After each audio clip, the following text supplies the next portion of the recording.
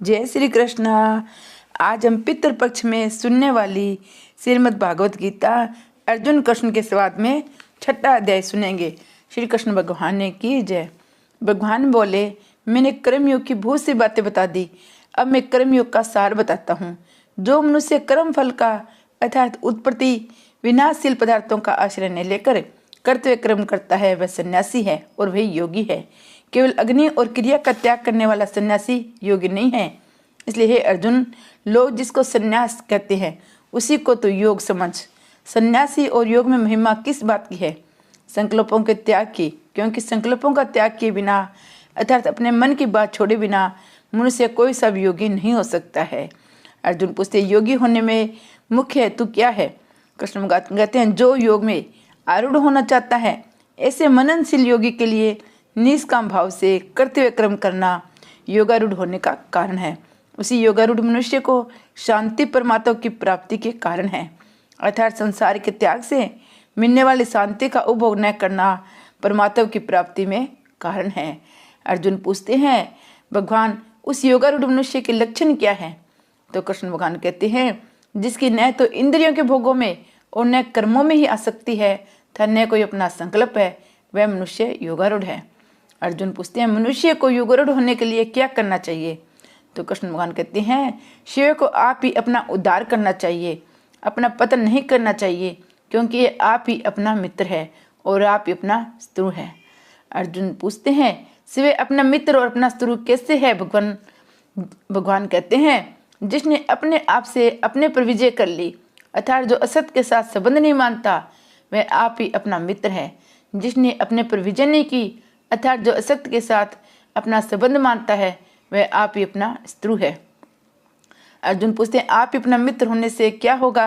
भगवान कहते हैं, जिसने अपने आप को जीत लिया है, वह पार्वण के अनुसार आने वाली अनुकूलता और प्रतिकूलता में वर्तमान में किए जाने वाले कर्मों की सफलता विफलता में तथा दूसरों के द्वारा किए गए मानवपान में निर्विकार रहता है, अतः उसी को परमात्मा की प्राप्ति हो जाती है। अर्जुन पूछते हैं, परमात्मा को प्राप्त करते हुए मनुष्य के क्या लक्षण हैं? तो भगवान कहते हैं, उसका अंतकरण सदा ज्ञान विज्ञान से तृप्त रहता है, उसका संपूर्ण इंद्रियों पर अधिकार रखता है, वह सभी परिस्थितियों में निर्विकार रहता है। मिट्टी के डेले पत्थर तथा सर्व की उसकी समबुद्धि रहती है। ऐसे योगी समता युक्त कहा जाता है। केवल पदार्थों में नहीं, सुहृदय मित्र शत्रु उदासीन मध्यस्थ द्वेष बंधु साधु और पापी व्यक्तियों में भी जिसकी समबुद्धि रहती है, ऐसा वह समबुद्धि वाला मनुष्य सर्वश्रेष्ठ है। तो अर्जुन पूछते हैं, वह समबुद्धि केवल कर्मयोग से ही होती है या किसी दूसरे साधन से भी हो सकती है? तो भगवान कहते हैं, वह समबुद्धि ध्यान योग से भी होती है। इसलिए मैं उस ध्यान योग की विधि बताता हूँ। ध्यान योगी भोग बुद्धि से संग्रह का त्याग करके कामना रहित होकर अंतकरण और शरीर को वश में रखकर एकांत में अकेला रखकर अपने मन को निरंतर परमात्मा में लगाए रखता है। तो अर्जुन पूछते हैं, मन को परमात्मा में लगाने के लिए अर्थात ध्यान करने के लिए उपयोगी बातें क्या है? तो भगवान कहते हैं, शुद्ध पवित्र स्थान पर ध्यान योगी कर्मश कुश मरगछाला और पवित्र वस्त्र बिछाए। वह आसन न अत्यंत ऊंचा हो न अत्यंत नीचा हो, स्थिर हो, अर्थात हिलने डुलने वाला न हो। तो अर्जुन पूछते हैं, ऐसा आसन बिछाकर क्या करे?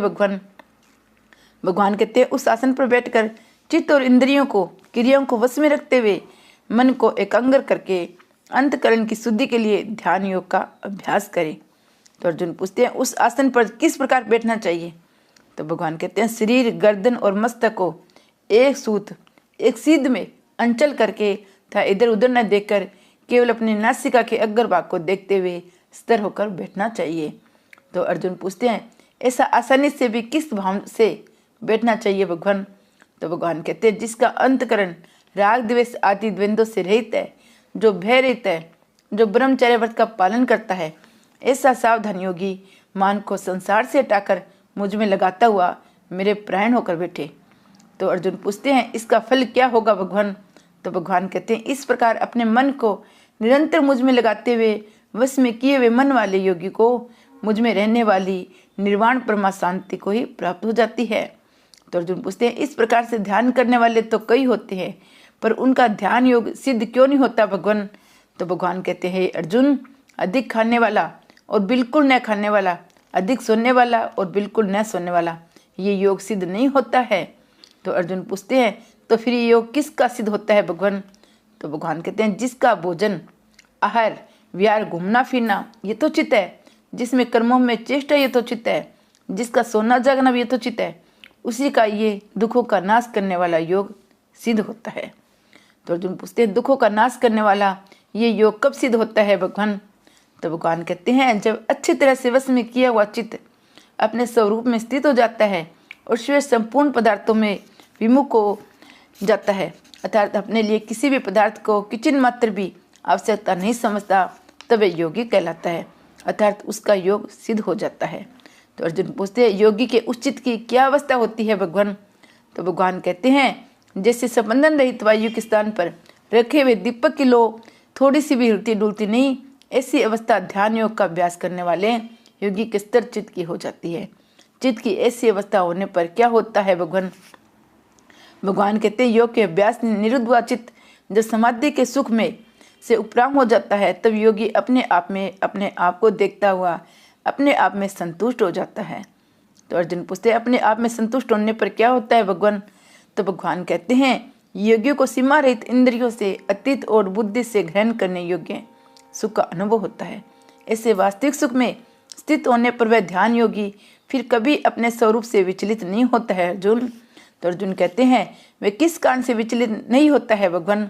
तो भगवान कहते हैं वे जिस लाभ सुख को प्राप्त करता है उससे बढ़कर कोई दूसरा लाभ उसके मानने में भी नहीं आता।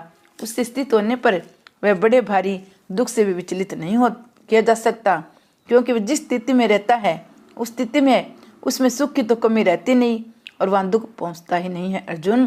तो अर्जुन पूछते हैं ऐसे विलक्षण सुख को प्राप्त करने के लिए क्या करना चाहिए भगवान? तो भगवान कहते हैं जिसमें दुखों का संयोग वियोग है, अर्थात जिसमें संसार के साथ सर्वथा संबंध विच्छेद है, उसी को योग नाम से जानना चाहिए। ऐसे योग को न उगताए वे चीज से निश्चय पूर्वक प्राप्त करना चाहिए भगवान अर्जुन। तो अर्जुन पूछते अपने स्वरूप के ध्यान से जिस योग की प्राप्ति होती है उसकी प्राप्ति का और भी कोई उपाय है भगवान? तो भगवान कहते हैं हाँ, निर्गुण गण निराकार का ध्यान है। संकल्प से उत्पन्न होने वाली संपूर्ण कामनाओं का सर्वथा त्याग करके मन से इंद्रिय समूह को सभी ओर से हटाकर धैर्य युक्त बुद्धि के द्वारा धीरे धीरे संसार से उपराम हो जाए, सब जगह परिपूर्ण परमात्मा में मन बुद्धि को स्थिर करके फिर कुछ भी चिंतन न करे अर्जुन। तो अर्जुन पूछते अगर चिंतन हो जाए तब भगवान क्या करे?